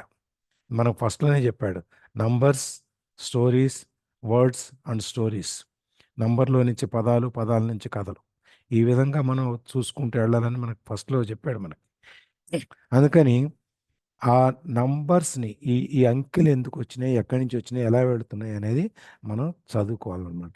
అది అకౌంటెన్సీ అంటే అది. అంతేగాని మన ఖర్చులు, ఆదాయ వ్యయ పట్టిక కాదు. ఆదాయాన్ని వ్యయాలు రాసి అమ్మాయి పుస్తకం అయిపోయిందని పక్కన పడేయటం కాదు. ఎక్కడికి వెళ్ళినాయి, ఎక్కడి నుంచి వచ్చినాయి అనేది చూసుకోవాలి. This is a vital skill if you want to build an umpire. మనం కనుక ఒక ఆర్థిక సామ్రాజ్యాన్ని నిర్మించాలి అంటే మనకి అకౌంటెన్సీ, అకౌంటింగ్, డబ్బులు వచ్చిపోయేది ఎందుకు వస్తున్నాయి, ఎందుకు వెళ్తున్నాయి, ఎలా వెళ్తున్నాయి అని తెలుసుకోవటం చాలా ముఖ్యమైన విషయం. The more money you are responsible for, the more accuracy is required. నీకు ఎంత ఎక్కువ డబ్బుకి బాధ్యత ఉంటుందో నువ్వు దాని మీద అంత ఎక్కువ అంకెల్ని నువ్వు చాలా జాగ్రత్తగా వేసుకుని చూసుకోవాల్సిన అవసరం ఉంటుంది. You require that or the house comes tumbling down. నువ్వు కనుక ఆ అకౌంట్స్లో నీకు సరిగ్గా చూసుకొని అర్థం చేసుకొని నువ్వు కంట్రోల్ చేసుకోకపోతే నువ్వు కట్టుకున్న ఈ కళల సామ్రాజ్యం ఏది ఉందో అది కూలిపోతుంది. నేను మీకు చెప్తా ఉన్నాను, బ్యాంకుల్లో చిన్న చిన్న ఖర్చుల కింద డబ్బులు రాజేసి బ్యాంకులు ముంచేసింది. బ్యాంకులో పనిచేసేవాళ్ళు, మేనేజర్లు, ఆఫీసర్లు కనుక దాని మీద సరైన దృష్టి పెట్టకపోతే మొత్తం డబ్బులన్నీ ఒక 400 బ్రాంచీల్లో రోజుకి 4 ప్యూన్లు, ఒక్కొక్క బ్రాంచ్లో, హెడ్ ఆఫీస్లో, రీజనల్ ఆఫీసుల్లో ఉండేవాళ్ళంతా రోజుకి 4 ప్యూన్లు ఉంటారు. నలుగురు 300, 400, 200. నా వరకు నేను 200 కదా తీసుకుంటాను. రోజుకి 800, 4 ప్యూన్లు, 400 బ్రాంచులు, 400 బ్రాంచులు ఇంటూ 800 ఎంతైంది? 3,20,000. 3,20,000 రీజనల్ ఆఫీసులు అన్నీ కలిపితే రోజుకి 5 లక్షలు. సంవత్సరానికి, నెలకి 1,50,00,000. సంవత్సరానికి 18 కోట్లు. నీ ప్రాఫిట్ ఎంత? మునిగిపోయింది. ఎవడికి వాడికి 200 కనపడేది. అందుకని అకౌంటింగ్లో కనుక పైనాడు హెడ్ ఆఫీసులో కూర్చున్నవాడు ఎక్కడెక్కడ ఏం ఖర్చు అయింది ఏంటి అని తెలియకపోతే ఇబ్బంది అవుతాయి. ఇప్పుడు నేను పూనాలో ఉన్నప్పుడు ఈ బ్యాంకులో లక్ష్మీ విలాస్ బ్యాంకులో చేరినప్పుడు మాకు పూనా మున్సిపల్ కార్పొరేషన్ నుంచి మేము ఒక డీల్ చేసాం. ఆ డీల్ చేసినప్పుడు పొద్దున్నే వెళ్ళి నేను పేపర్ ఇచ్చి వచ్చాను, మళ్ళీ సాయంత్రం వెళ్ళి ఆ డిపాజిట్ రిసీట్ ఇచ్చి వచ్చాను. 2 సార్లు వెళ్ళా. పొద్దున వెళ్ళినప్పుడు 6 రూపాయలు అయింది, సాయంత్రం వెళ్ళినప్పుడు 6 రూపాయలు అయింది. ఆటో అప్పుడు 3 రూపాయలు రావటం పోయటం మినిమం ఉండేది అంతే. మేము హెడ్ ఆఫీస్కి మేము ఎవ్రీ మంత్ మా ఎక్స్పెండిచర్ స్టేట్మెంట్ పంపించాలి, ఏమేమి ఖర్చులు పెట్టాము అని చెప్పి. ప్రతి నెల పంపించినట్టు ఆ నెల కూడా పంపించాం. పంపిస్తే వెంటనే అక్కడి నుంచి ఇంత పెద్ద లెటర్ వచ్చింది. నువ్వు పలానా రోజున మున్సిపల్ కార్పొరేషన్కి 2 సార్లు వెళ్ళావు, 6 రూపాయలు ఖర్చు పెట్టావు.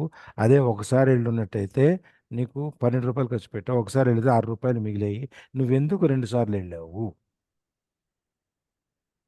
అని చెప్పి నాకు ఇంత పొడుగు లెటర్ ఇచ్చారు బ్రాంచ్కి. యాక్చువల్గా లెటర్ చేయటానికి అయిన కాస్టు, ఆఫీసరు, టైపిస్టు, సంతకము, పైన ఎగ్జిక్యూటివ్ దాకా నోట్ వేసి ఇవన్నీ చేయటానికి వాడికి 15 రూపాయలు ఖర్చు అయి ఉంటుంది. వీళ్ళందరి టైము, వాళ్ళందరి శాలరీ లెక్కేస్తే. కానీ ఆ ప్రెస్ని అడగకపోతే నేను 2వ రోజు మళ్ళీ 3 సార్లు వెళ్తాను ఆ పేరు పెట్టి. నేను నిజంగా వెళ్తున్నానా తీసుకుంటున్నానా అది ఎవరికి తెలియదు. అంటే అప్పుడు మళ్ళీ వాడికి రాయాల్సి వచ్చింది, మేము దీనికి ఫస్ట్ మార్నింగ్ దీనికోసం వెళ్ళాము, ఈవినింగ్ దీనికోసం వెళ్ళాము, 2 సార్లు మార్నింగ్ ఈవినింగ్, ఒక్కసారే కాదు వెళ్ళింది, ఇది జెన్యూన్ అని ఇది పెద్ద లెటర్ రాసుకోవాల్సి వచ్చింది. నెక్స్ట్ టైం నుంచి ఏమైంది, మేము ఖర్చు పెట్టేటప్పుడు ఒళ్ళు దగ్గర పెట్టుకొని ఖర్చు పెట్టాం. ఇవన్నీ అడుగుతారని అప్పుడు అర్థమైంది అనమాట.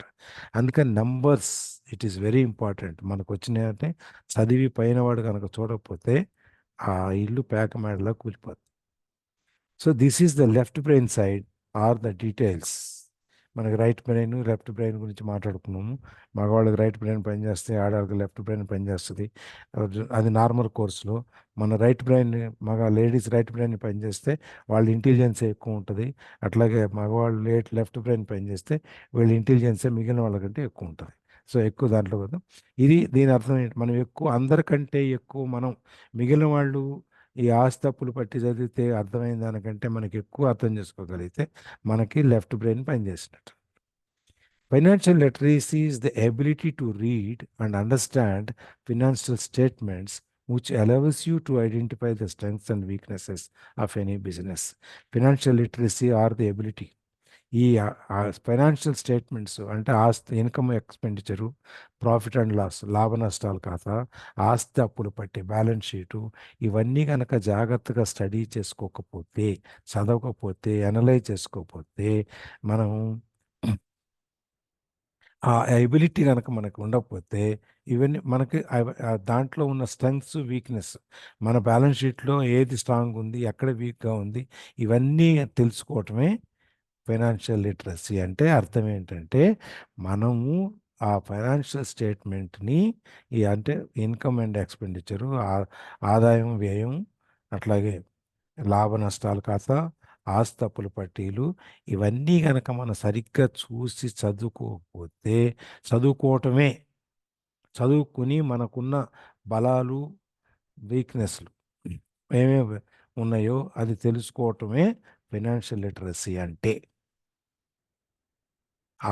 ఆర్థికపరమైన జ్ఞానం అంటే ఏంటి అంటే మనకున్న ఆ ఫైనాన్షియల్ స్టేట్మెంట్స్ ఏవైతే ఉన్నాయో వాటిని సరిగ్గా అర్థం చేసుకుని మనకున్న స్ట్రెంగ్స్ ఏంటి, ఇది మన బలము, ఇది మన వీక్నెస్, కాబట్టి దీన్ని మనం ఎట్లా కవర్ చేసుకోవాలి అనేది చూడటమే ఫైనాన్షియల్ ఇంటెలిజెన్స్. అకౌంటింగ్ అంటే ఊరికే ఖర్చులు రాయటం, ఆదాయం ఖర్చులు రాయటం కాదు, దాని వెనకున్న భావాన్ని కూడా అర్థం చేసుకుని దాన్ని ఎక్కడ వెళ్తుంది, మనం ఎక్కడ స్ట్రాంగ్ ఉన్నాం, ఎక్కడ తెలుసుకున్నాం అనేది తెలియజేసేదే అకౌంటింగ్. అందుకని 4 ముఖ్యమైన వ్యాపారానికి 4 స్తంభాలు ముఖ్యమైన అనుకుంటే ఒక స్తంభం అకౌంటింగ్. సో ఇక్కడ మనం 6:32 అయిపోయింది సార్, ఒక పాయింట్ అనుకుంటే ఇక్కడ ఆపేద్దాం, మిగిలిన 3 పాయింట్లు రేపు చూద్దాం. ఇప్పుడు దాకా జరిగిన క్లాస్ లో డౌట్స్ కానీ షేరింగ్స్ కానీ ఏమైనా ఉన్నాయా అండి? ఫాస్ట్గా 6:33. గుడ్ మార్నింగ్ అండి. Good morning. Good morning sir. Amogh. So దీంట్లో యాక్చువల్గా దీన్ని రకరకాల ఖర్చులు పెట్టి, మిస్లీనియస్ ఖర్చులు అయితే మీరు ఏదైతే చెప్పారో దాన్ని పెట్టి క్యాష్ అకౌంట్ అనే రూపంలో మనం అకౌంటింగ్, కామర్స్ అకౌంటింగ్స్ చదివిన వాళ్ళకి ఇది బాగా రెగ్యులర్ వర్డింగ్స్, తెలిసిన వర్డింగ్స్ అనుకోండి. సో ఇప్పుడు దీన్ని మనకి ఒక రకరకాల ఎంఐఎస్ రిపోర్ట్స్ లో కూడా మనం చూస్తాం. రకరకాల రిపోర్ట్స్ అంటే ఇన్కమ్ అండ్ ఎక్స్పెన్సెస్ స్టేట్మెంట్ అని, ఎంఐఎస్ అంటే management information system, management information systems అనే రిపోర్ట్ లో రకరకాలుగా జనరేట్ చేస్తాం అనమాట. దీన్ని బ్యాలెన్స్ అని, ట్రయల్ బ్యాలెన్స్ అని. సో మనం వేసిన ఇన్కమ్, ఎక్స్పెన్సెస్ అన్ని కరెక్ట్ గా ఉన్నాయా లేదా, లేకపోతే ఇన్కమ్ ఎక్కువ వేసి ఎక్స్పెన్సెస్ తక్కువ వేయటమా, ఇన్కమ్ తక్కువ వేసి ఎక్స్పెన్సెస్ ఎక్కువ వేస్తుంటామా అనేది చూస్తున్నప్పుడు ట్రయల్ బ్యాలెన్స్ డిఫరెన్స్ అని ఒక పర్టికులర్ కాన్సెప్ట్ వస్తుంది అనమాట. సో టీవీ డిఫరెన్స్ ఉన్నది అని అంటే అక్కడ మనం వేసిన లెక్కల్లో ఏదో తప్పు ఉన్నది అనమాట. ట్రయల్ బ్యాలెన్స్ డిఫరెన్స్ కనుక మోర్ దాన్ 0 ఉంది అని అంటే అది మైనస్ కన్నా వెళ్తుంది, ప్లస్ కన్నా వెళ్తుంది అనమాట. ఇప్పుడు అది 0లోనే ఉండాలన్నమాట. మీరు వేసిన ఖర్చుకి, ఇన్కమ్ కి, ఎక్స్పెన్సెస్ కి మొత్తం మిస్ మ్యాచ్ ఉండకూడదు. ఇక్కడ 1000 రూపాయలు వేసారంటే ఇక్కడ కూడా 1000 రూపాయలు ఉండాలి, లేకపోతే మిగిలినంతే ఇక్కడ 1000 రూపాయలు వేసి ఇక్కడ 1200, లేకపోతే ఇక్కడ 1200 వేసి ఇక్కడ 1000 రూపాయలు లాంటిది వేయకూడదు అనమాట. ఆ ట్రయల్ బ్యాలెన్స్ డిఫరెన్స్ అని. సో ఇట్లాగా, లేకపోతే కొన్ని ఇంకా మనకు రావాల్సిన ఇన్కమ్ వేరే రూపంలో ఉంది, మన చెక్ ఒకటి ఇచ్చాము, అది బ్యాంక్ రికన్సిలేషన్ చేసి ఆగి ఉందను, అలా రకరకాల రిపోర్ట్స్ లో మనం జనరేట్ చేసి చూస్తుంటాం అనమాట. కార్పొరేట్స్ లో మన పర్సనల్ కి అయితే ఇన్ని వాడమనుకోండి, మనకు వచ్చిన ఆదాయపు ఖర్చులు లెక్క పెట్టి రాస్తాం అనమాట. ఇది కొంచెం ఒక కార్పొరేట్ లో రిపోర్ట్స్ జనరేషన్ లో ఇదన్నమాట అది. సో మోర్ ది ఇంతాక ఒక చిన్న particular statement, the more the money you are responsible for, the more accuracy is required అనమాట. సో ఇక్కడ మనకి ఈ రిపోర్ట్స్ ద్వారానే ఈ పర్టికులర్ ప్రాబ్లమ్ ని మనం ఓవర్కమ్ చేస్తాం. More the money, more you're responsible for the accuracy అన్నప్పుడు ఈ రిపోర్ట్స్ జనరేట్ చేస్తున్నప్పుడు ఏదో ఒక రిపోర్ట్ లో మనకి ఏదైనా ఎర్రర్స్ ఉంటే మనం బయటపడుతుంటాయి అనమాట. ఇంతాక మీరు చెప్పినది పెట్టి క్యాష్ ఒకటి అనమాట. సో ఈ పర్టికులర్ ఈ అకౌంటింగ్ సిస్టమ్స్ ని మన ఆఫీస్ లో అకౌంటెంట్స్ ను లేకపోతే చార్టెడ్ అకౌంటెంట్స్ ను వీళ్ళందరూ తరోగా ఎప్పటికప్పుడు దాన్ని అప్డేట్ చేస్తూ ఉంటారనమాట. So at the end of the year మనకేంటంటే పాయింట్ చెప్పాడు దీంట్లో ఆథర్, స్ట్రెంగ్త్ అండ్ వీక్నెసెస్ అని. దీంట్లో ఏరియా ఆఫ్ ఇంప్రూవ్మెంట్స్ అని ఒకటి కూడా చేస్తుంటారు అనమాట. ఒక పర్టికులర్ రిపోర్ట్ ఒకటి జనరేట్ అవుతా ఉంటది, ఏరియా ఆఫ్ ఇంప్రూవ్మెంట్స్. అంటే ఇందాక సార్ చెప్పిన ఎగ్జాంపుల్లోనే ఏ ఏ పర్టికులర్ ఏరియాలో మనకు అన్నెసరీ ఎక్స్పెండిచర్ పెడుతున్నాము, దాన్ని 2 సార్లు ఖర్చు పెట్టకుండా ఒకసారి ఖర్చు పెడితే మన వర్క్ అవుతుంది. ఇంత చెప్పారు కదా, 3 రూపాయలు 6 రూపాయల బదులు ఒకేసారి వెళ్ళిస్తే అవుతుంది అని. అలాంటి ఎగ్జాంపుల్ అన్నెసరీ ఎక్స్పెండిచర్స్ ఏదైనా ఉంది అని అంటే ఫైనల్ గా ఒక ఏరియా ఆఫ్ ఇంప్రూవ్మెంట్ అనే ఒక రిపోర్ట్ ద్వారా జనరేట్ చేసి మనం చూడటం అనేది పరిపాటి అన్నిట్లో అనమాట. ఇది నార్మల్ గా ఈ బీకామ్ స్టూడెంట్స్ కి వీళ్ళందరికీ తెలిసిందే, బట్ ఒకసారి రీక్యాప్ చేస్తున్నాను అనమాట. అంతేం లేదు. రైట్ అండి, అంతే. Let us go for next ఎందుకంటే point. ఎప్పుడైనా ఏదైనా చిన్నగా ఉన్నప్పుడు కంపెనీ మనం దాని కార్యకలాపాలన్నీ మన కంట్రోల్లో ఉంటాయి. కంపెనీ పెరుగుతూ పోతున్న కొద్దిగా మనం అన్నిటి మీద ఫోకస్ చేయలేం. అందుకని మనకు general managers, deputy general managers అని ఒక హైరార్కీ పెట్టుకుంటాం. వాళ్ళు మేనేజ్ చేస్తుంటారు, మనం కొన్ని డైరెక్ట్గా చూడటానికి అవకాశం ఉంటుంది. అందుకని మనకి ప్రతి నెలనో వారం అనుకో 15 రోజులకు మన కంపెనీ సిచ్యుయేషన్ ఇది ఇట్లా ఉంది అని చెప్పి మనకి కొన్ని స్టేట్మెంట్స్, కొన్ని ఇన్ఫర్మేషన్ కాన్ఫర్ చేసుకుంటాం అనమాట. దాన్ని మేనేజ్మెంట్ ఇన్ఫర్మేషన్ సిస్టమ్ అని. అంటే కొన్ని రిటర్న్స్ తెప్పించుకోవటం, స్టేట్మెంట్స్ తెప్పించుకోవటం, బ్యాంక్ రికన్సిలేషన్, బ్యాంక్ స్టేట్మెంట్ చూసుకోవటం. మనం ఇక మొత్తం రోజువారీ దాంట్లో మనం ఏలు పెట్టకుండా ఆ కాగితాల మీద చూసుకుని ఓకే ఇది ఇక్కడ ఇట్లా ఇట్లా ఇట్లా ఉంది, ఇట్లా నడుస్తుంది అని చెప్పని చూసుకుంటాం. నేను మా చీఫ్ మినిస్టర్ రేవంత్ రెడ్డి గారు ఇప్పుడు ఈ రుణ మాఫీ ఉంది కదా, దాన్ని 2 లక్షల రూపాయలు రుణాలన్నీ తగ్గిస్తామని చెప్పారు. దానికోసం నేను వాళ్ళ ఆఫీసర్లందరినీ కూర్చోబెట్టి మనకు ఎంత డబ్బులు ఉన్నాయి, మనం ఎక్కడ ఉన్నాము, అంత ఆదాయం ఉంది, మనం ఏం చేయొచ్చు, ఈ విధంగా రుణమాఫీ ఎలా చేయాలి, ఈ విధంగా. అంటే గవర్నమెంట్లో కూడా వాళ్ళు కూడా ఈ ఇన్ఫర్మేషన్ సిస్టమ్, డబ్బులు ఎక్కడ ఉన్నాయి, ఎక్కడికి వస్తున్నాయి, ఎక్కడ పోతున్నాయి, ఎందుకు తక్కువ వచ్చినాయి, ఎందుకు ఎక్కువ వచ్చినాయి, వాళ్ళు కూడా లెక్కేస్తారన్నమాట. అంటే మనం కూడా మన కంపెనీలో మనం లెక్కేసుకుంటాం. ఆ విధంగా మనం ప్రతి ఆ ఇన్ఫర్మేషన్ సిస్టమ్ అకౌంటెన్సీలో మరి ఇప్పుడు కంపెనీ పెరుగుతున్న పొందుగాను నేను ముందు సంవత్సరానికి ఒకసారి స్టేట్మెంట్ చూసేవాళ్ళం, తర్వాత 6 నెలలకు వచ్చింది, తర్వాత నెల నెల చూసేవాళ్ళం. నెల నెల బ్యాలెన్స్ షీట్ తయారు చేసేవాళ్ళు, మనం ఎక్కడ ఎంతవరకు ఇచ్చాం, ఏం స్టేట్మెంట్ చేసామని, ఖర్చులు, ఆదాయం, వ్యయం, లాభ నష్టాలు నెలకు వచ్చేటప్పటికి నెల ఆఖరిలో మనకి ఇది తెలియాలి. సో దట్ నెక్స్ట్ 11 months మనం ప్లాన్ చేసుకుంటాం. లేకపోతే 6 నెలల తర్వాత చూసుకుంటే మై లోపల జరగాల్సిన నష్టం అంతా జరిగిపోయి ఉండొచ్చు. అందుకని ఎప్పుడు కూడా పెరుగుతున్న కొందుగాను మనం ఇప్పుడు మన ఇల్లు ఉంది, మన ఇంట్లోనే మన పిల్లలు పెద్దవాళ్ళు అవుతుంటారు, ఖర్చులు పెరుగుతుంటాయి, అన్నిటికీ మనం వెళ్ళరేయడం అనుకోవద్దు. మనం ఏం చేస్తాం, పిల్లలు పంపిస్తాం, బాబు ఇన్ని వీళ్ళు చేసుకురాని, ఇది చేస్తారు, ఇది చేస్తారు. అట్లాగే ఇక్కడ కూడా కంపెనీలు కూడా మనం కంపెనీ పెద్దది అవుతున్న కొందుగాను మన ఆఫీసర్ని ఎక్కువ మంది ఉంటారు కాబట్టి వాళ్ళందరినీ మనం కింద వర్కర్ని మేనేజ్ చేయక్కర్లేదు. ఆ పైన 2-3 GMలు ఉంటారు, వాళ్ళని మేనేజ్ చేస్తే వాళ్ళు కింద మేనేజ్ చేసుకుంటూ వెళ్తారు. అది ఆ పర్కులేషన్ అనేది పైనుంచి కిందకి వెళ్తుంది. అట్లా ఇక్కడ ఆ అకౌంటెన్సీలో మనము ఆ ఇన్ఫర్మేషన్ సిస్టమ్ ఏదైతే ఉందో, ఫీడ్బ్యాక్ ఏదైతే ఉందో, అది సైజుని బట్టి టైంని పెంచుకుంటూ వెళ్ళటం, తగ్గించుకుంటూ వెళ్ళటం జరుగుతుంది. ఓకే. ఇంకొకటి బడ్జెట్ అలొకేషన్ ఇది కూడా చేస్తుంటారు అనమాట, time to time particular activity. నిన్న అయిపోయింది. బడ్జెట్ అలొకేషన్ ఖర్చు పెట్టి తగ్గిస్తే మళ్ళీ నెక్స్ట్ బడ్జెట్ బడ్జెట్ అలొకేషన్ లో నేను ఫేస్ చేసిన ప్రాబ్లమ్స్ ఏంటంటే ఎవ్రీ ఇయర్ ఎంప్లాయీస్ కి అప్రైజల్స్ అవుతా ఉంటాయి. మేనేజ్మెంట్ ఏం చేస్తుంటే మాకు నీకు 4 టీమ్స్ ఉన్నాయి లేదా 5 టీమ్స్ ఉన్నాయి, నీకు ఇచ్చే అప్రైజల్ కాస్ట్ 5 లక్షలు పర్ టీమ్. 4 టీంలు ఉన్నాయి, 24 లక్షలు 20 లక్షలు ఇస్తాము. నువ్వు దీన్ని ఎట్లాగా పెట్టుకుంటావో నీ సావు నువ్వు సావు అని చెప్పేస్తారనమాట. మేనేజ్మెంట్ ఇన్వాల్వ్ అవుతుంది, బడ్జెట్ ఇచ్చేస్తారనమాట. సో టోటల్ గా నీకు 4 టీమ్స్ ఉన్నాయి కాబట్టి 4 into 5 లేకపోతే 4 into 10 40 lakhs అని 20 lakhs ఇస్తారనమాట. ఇదే 40 lakhs పక్కనున్న నాతో ఉన్న వేరే డిపార్ట్మెంట్ వాళ్ళకి కూడా అదే 40 lakhs అయింది అనుకోండి, పర్వాలేదు. ఒక్కసారి వాళ్ళకి ఎక్కువ జరిగినప్పుడు మేము అలొకేట్ చేసే టైంలో ఈ పర్టికులర్ రిసోర్సెస్ కి 1 లక్ష రూపాయలు వచ్చే శాలరీ అతనికి 10,000 రూపీస్ అప్రైజల్ ఇవ్వాలా, లేకపోతే 5,000 రూపీస్ అప్రైజల్ ఇవ్వాలా, 20,000 అప్రైజ్ ఇవ్వాలా అనేది ఇదనమాట. ఒకే బడ్జెట్ అలొకేట్ చేస్తూ పక్క టీంలో వాళ్ళకి ఎక్కువ శాలరీ వస్తే, మా టీంలో వాళ్ళకి తక్కువ శాలరీ వస్తే అక్కడ మళ్ళీ ఫైట్ స్టార్ట్ అవుతది. ఆ డిపార్ట్మెంట్ వాళ్ళు ఎక్కువ ఇచ్చారు, మనకైతే తక్కువ వచ్చింది అని చెప్పేసి, మేము ఇంత కష్టపడి రాత్రి 10 వరకు చేస్తున్నాము అన్నట్లుగా. సో, ఆ పర్టికులర్ దాంట్లో ఉన్న హెడేక్ కనీసం 3 నెలల వరకు లాగి ఉంటది. అప్పటితో అవ్వదన్నమాట. ఆ పర్టికులర్ నేను వెళ్ళిపోతానని ఒకడు బెదిరించేవాడు ఒకడు, లేకపోతే ఈ దీంట్లోంచి వదిలేసి వేరే డిపార్ట్మెంట్కి వెళ్ళిపోతాను, లేకపోతే నేను రిజైన్ చేస్తానని ఒకడు. అప్పుడు రకరకాలు ఉంటాయి అన్నమాట. వీళ్ళు సాఫ్ట్వేర్ కంపెనీస్లో ఎక్కువ మా పిల్లలు చెప్పారు, వాళ్ళు మేనేజర్కి బడ్జెట్ ఇస్తారు. ఆ మేనేజర్ టీంలో ఎంతమంది ఉన్నారో ఆ టీంలో వాళ్ళ వర్క్ను బట్టి వాళ్ళు ఆ టీంకి వాళ్ళ టీంలో పంచుకోవాలి ఆ జీతాన్ని. ఇంక్రీజ్ ఈ సంవత్సరం నీకు ఇంక్రీజ్ కింద 10 లక్షలు ఇస్తున్నామంటే ఆ 10 లక్షలు కింద మీద ఎవరెవరైతే ఉన్నారో చూసుకొని వాళ్ళకి పంచుకుంటారు. ఏమైనా కట్టుకుంటే నీకు ఇంకెక్కువ ఇచ్చేవాడిని కానీ నాకు బడ్జెట్ లేదు, ఈసారి నెక్స్ట్ టైం చూద్దామని చెప్పి వాళ్ళని చూకొడతారు అనమాట.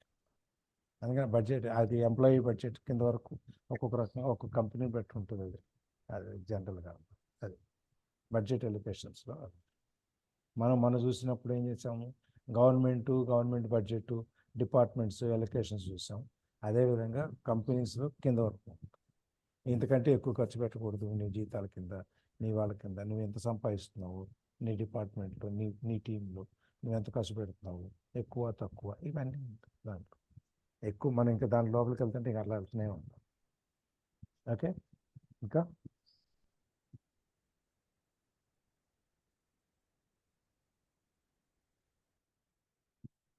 So matron